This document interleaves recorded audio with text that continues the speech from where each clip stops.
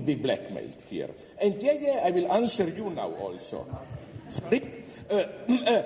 First, I think, not that it's the first time in my life, I like this, that I was accused of being a social democrat. Usually I'm accused of, even the Greek press, accused me that you come to me so that they give you secret instructions how, if you win, you will introduce police state in Greece and so on.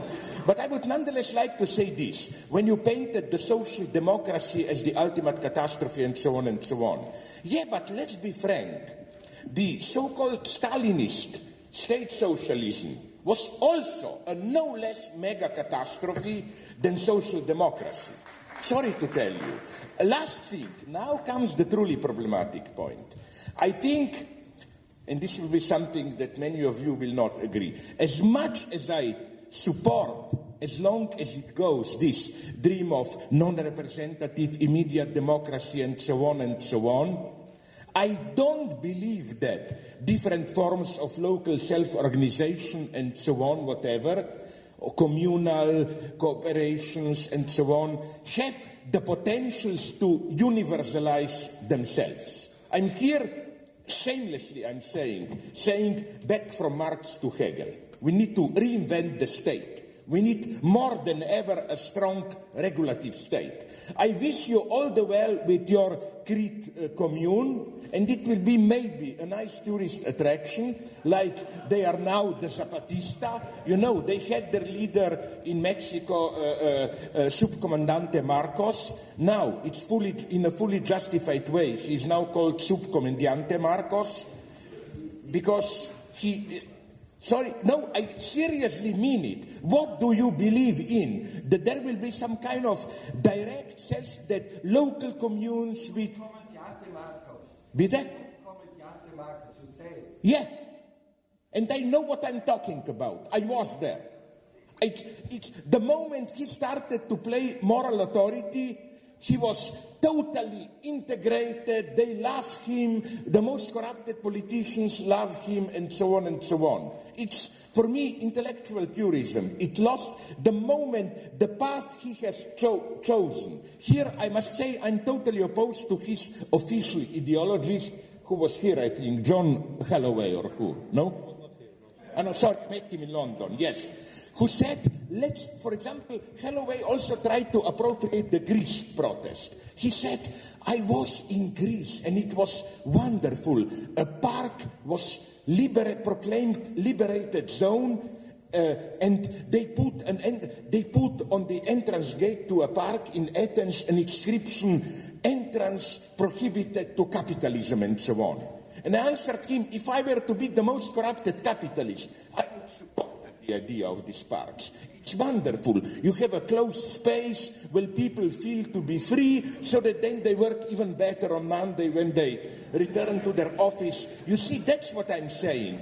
I think that the greatest, most dangerous dream of the left was precisely this idea of some type of immediate self-transparent direct democracy where finally people will get rid of all alienated forums and so on and directly self-organize themselves. Show me only one example where it worked for more than 2-3 months. Huh? Yeah, for 2 months, yes.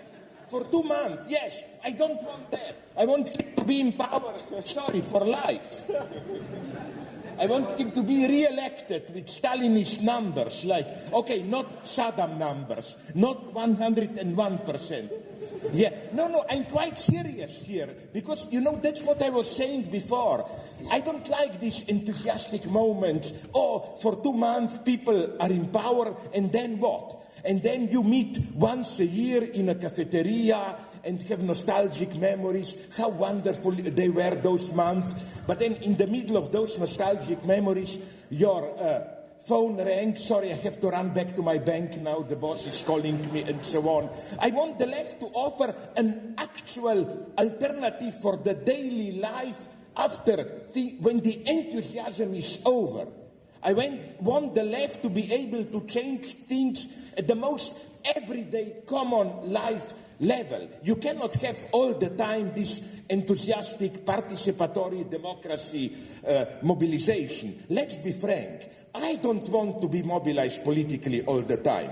I want an anonymous power which, in a relatively efficient, non-corrupted way, does its job so that I can do my crazy philosophy and maybe your president can do his boring symphonies or whatever he's doing. I mean, you see my point? That's for me the true challenge of the left. Don't fall in love with this enthusiastic moment of, oh, it's immediate democracy. Yes, it is for 2 months. Give me any other. What will you tell me? Cultural revolution in China or whatever. Give me one example where it worked so that it also survived passage to, how should I call it, when things return to normal. I'm just saying that I have serious doubts that this immediate, as the Germans call it, Räterepublik, that immediate council Soviet organization, that it has the potential to universalize itself. For example, I was in Latin America. I know the situation. I spoke with Linera, who it said that he's not here. He's my friend.